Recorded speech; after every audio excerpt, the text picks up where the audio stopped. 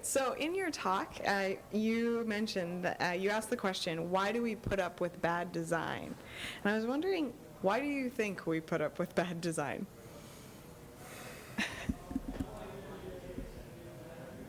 That's a great question.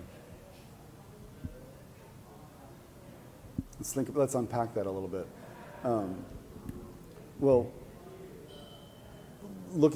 so the images that I put up when I was talking about that notion were classrooms.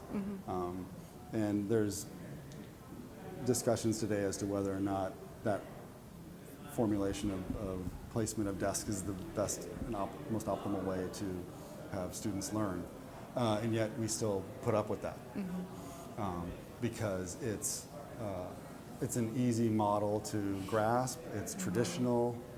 It comes out of a history of having always done it that way with other institutions that operate in similar ways. You know, with churches are in pews or in rows, and prisons are, you know, very orderly, and things, you know, just it facilitates the flow of people in and out. And so I think that's part of it. I think also the reason why we put up with less than optimal design is because most people don't feel like they're empowered to say anything about changing it. So, you know, then you kind of went on to talk about the fact that if someone had traveled back in time, exactly what you just said, if they went to a hospital, they'd have no idea what this place was and how it worked, whereas the classroom, this is a classroom. And so have you seen examples of maybe what a better design would look like, or could kind of give some ideas of your own thoughts of what might be some ways we could modify the way we've been doing the same old, same old? Right. I think, yeah, I've seen some really interesting designs for thinking about how space could optimize the learning experience. And the ones that, from my experience, seem to be most effective are the ones that were sensitive to the users in that space. And so were designed with an eye towards a human-centered approach. So thinking about those users and their needs. What is it that you want to accomplish in the space? What do you want to have users do? And then let the affordances of the space support that, instead of what has tended to happen over time, which is pigeonholing the human being into the space, in an inflexible space, and forcing them to do their best in that space, which is not always optimal. In your presentation, there was something you said that really hit me. You said the teachers need to be up and out. So I was thinking, are my teachers up and out? What would your ideal up and out teacher look like? How would they know I'm doing the right up and out thing right now? How would a teacher know if they were? How would they know? They would know. They would know it when they had been surprised by what they had seen while they were up and out. So a teacher that's up and out, a school head that's up and out, are inside spaces that they don't normally travel in. They're inside spaces that they don't belong in. They are observing others to get to know the way they behave, act, believe, feel. They're shadowing students. They're shadowing colleagues. So the teacher is following the school head around. The school head is following the teacher around. The tech support folks are following students around. They're up and they're out, and they're understanding each other's lives in ways that help them think about how to provide services and supports that are meaningful to them, because they understand them better, because they're able to be with them more. So design is so important. I think we can all agree. But in some ways, good design is counterintuitive. Why, as humans, do we put ourselves in boxes and ourselves in spaces that aren't designed very well for us? Why don't we automatically think, gosh, we should build a different, better place? Why do we need design professors? Why don't we just know this already? What's wrong with us? That's a great question. I think part of it might be related to just a level of obedience, too, particularly in schools. I mean, in the private sector, we see a lot of sensitivity towards design, particularly when there's a bottom line involved. And so companies are very interested in, there's a reason why, if I can reach into my pocket, I mean, there's a reason why I love my iPhone, but I'm not sure what it is.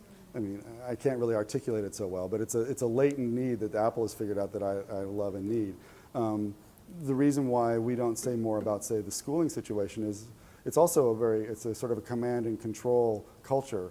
So people aren't speaking up because they're, again, similar to the question we said a minute ago, is that they're not given permission to say anything about it. So in a sense, a school is actually designed well. It's designed for a command and control structure Yes. by the people who want control. Yeah. And want to be able to command. Precisely. So it actually is good design for its purpose. Yes, although it may not be good for it's designed very well to do that very well. Yeah. And so your contention is that maybe that isn't what we should be doing, kind of? Well, yeah, right. I mean, so is it as humanistic as it could be? And so at the root of every good human-centered design approach, at the root of design thinking, if you're empathetic towards those that you are serving, then you're able to provide services, curriculum, culture that meets their needs. When people have their needs met, then they're surprised and delighted. When people are surprised and delighted, then they stick around. They want to be part of the culture. So what you're talking about is developing a sense of empathy, a sense of intuitive knowledge of what the needs of others. And that sounds to me like good teaching. That's what we're supposed to be doing, is training our kids to do that. And yet most schools, we don't have, per se, a design program, and if we do, it's usually a small class in high school where they're being trained how to, create a space or create an idea. But at particularly elementary, we may not, make a poster, but we're not going to tell you how or how to make sure it meets the needs of your audience. We're just looking for content. Would you suggest we need to put more of that into what we're doing? More teaching that empathetic resonance or that idea of that. Yeah, absolutely. I think that, and while my focus has been around thinking about design thinking as a lens for leadership and how leaders could use it to look through, let me start again on that. I think that thinking about design thinking as a lens for leadership so that leaders can frame problems of reform more empathetically, then if we're able to do that, then the situation in which we have new opportunities arise, we'll know better if they're suitable for the audience that's in that school community. So you mentioned this idea of empathetic resonance. Can you unpack that and explain resonance. it? Or Limbic resonance. Limbic resonance, which is empathy. Can you explain that a little bit? Sure. So limbic resonance is almost the superpower that humans possess, which gives them the ability to sense the inner emotional world of others. So even without speaking or talking to another, just by reading their face, looking at their eyes, interpreting a gesture, you're able to sense what that person is feeling and what their inner thoughts might be like. And it's a power that many mammals have, but it's most advanced in humans. In relation to limbic resonance, you mentioned the fight between limbic and neurocortex region of the brain.